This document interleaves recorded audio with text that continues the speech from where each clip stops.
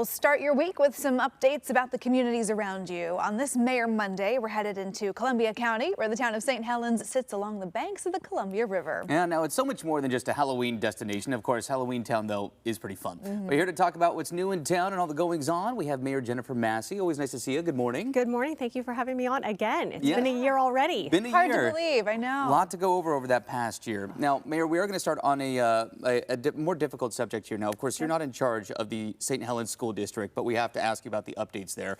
It's been a couple of years now since two former teachers, they're still facing allegations of child sex abuse against students there in the St. Helens School District. There's a new superintendent who has been there since last May.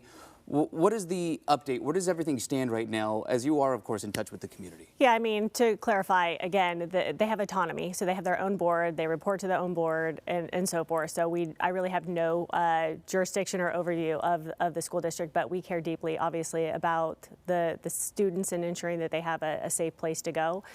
They have a board. Their board is trying to work together as harmoniously as possible. They're still settling in, and parents continue to be engaged, and I'm hoping that it's trending in the right direction. We try to offer as much as we can where we can, like, for example, after school programs through our park and rec program and things like that to enhance whatever they are able to accomplish from the school board. Yeah. side. Well, students have certainly had a lot to celebrate recently. The St. Helens High School girls basketball team took second place at the 4A girls state tournament, but they also won the sportsmanship award for the tournament, which I think is really cool. I mean, the Lady Lions, let's go, St. Helens. Our pride is roaring loud for sure, and I am super proud of them. Yeah, they fell a little short to Staten, but they did get second, and I think one of the most important thing is the sportsmanship. In a society that we have, that there's a lot of negativity, and to have that demonstration for sportsmanship, I think that represents the true pride of St. Helens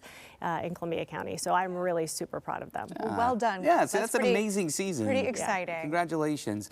All right, let's talk about some updates within the city now. Mayor, of course, a new police station has been in the works for some time. What's the latest there? Holy smokes. So last year, I said I want to build within 6 months. That was my goal. Our police station was built in 1971 for a population of about 6,200. We're just shy of 15,000. So we have outgrown it, and we are actually going to be breaking ground in June. So a little short on my target, but making it happen, and I'm going to be excited to see those shovels start digging up some dirt over there. I think just about anyone who's had construction projects get off the ground can relate to that timeline. But it's exciting to see that we're breaking ground this year. What's kind of the expected timeline once that gets going? It should be around September of 2027 if everything is going well. And the most important thing, we're within budget. Yeah. So that's also very important in these economic challenging times. All right, so we'll keep an eye on that. And of course, the waterfront and that development continues to burgeon here. What are we seeing there? So we have entered into an exclusive agreement with Romano Capitals. So we're trying to come up with a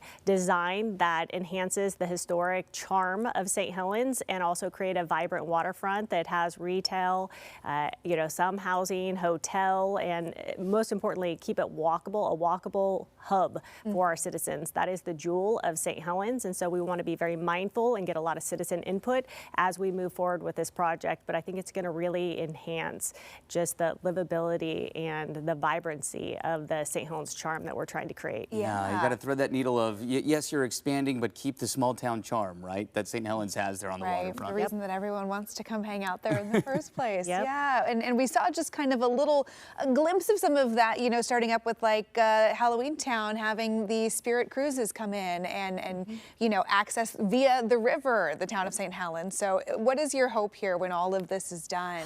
We're just going to see a completely reimagined downtown space. Well, yeah, I mean, I think we have to be mindful. One of the things that I have really focused on is getting citizen input, right? I really want to know what the citizens have to say. This is their town too, and we need revenue, we need the vibrancy, so keeping that balance. But I think it's doing it responsible and making sure that we're taking as many comments and feedback from citizens as possible to help create this vision that they also share. Yeah, that's exciting to see. It is exciting. Well, Mayor, we always appreciate the time. Thanks for coming back in. Thank you so much, you guys. Of course. And again, you can check out and see what's new in St. Helens and see all of our latest Mayor Monday segments by